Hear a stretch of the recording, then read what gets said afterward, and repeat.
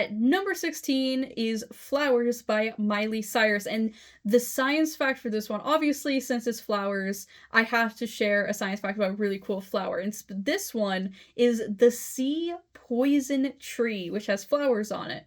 So this tree is found in coastal areas of the Indian and Pacific Oceans, and these flowers are absolutely beautiful. So they have these like small white petals, but it's the stamens that are the beautiful part of. They are huge and they basically burst out of the flower, and they're pink and white, so it's like they're white in the center and then they go into pink, and then they have the little like pollen balls at the ends, so it actually looks like fireworks, and it is absolutely beautiful flowers. But there's so many other cool things about these flowers in the tree as well. So the flowers actually open at night, and they release this really sweet scent, and it attracts bats and moths for pollination when usually, there's bees, so that's really interesting.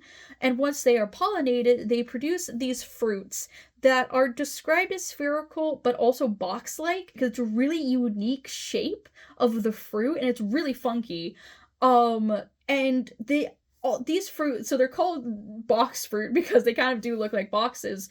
But the thing that's really interesting is that they also work like coconuts, of where they have these like harder, rough outsides, and they can actually float through the ocean, and that is how these trees propagate, just like coconuts, is that they float on the ocean and then eventually land somewhere and then they grow there. But here's the thing: the fruits and seeds can't be consumed by humans like coconuts can, because they are actually toxic.